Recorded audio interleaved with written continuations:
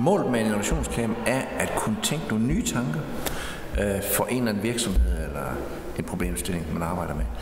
Og det skal, grunden til, at det er en camp, det er, at vi ligesom burer os ned i et kort tidsrum, et bestemt sted, en masse mennesker, og så tænker idéer.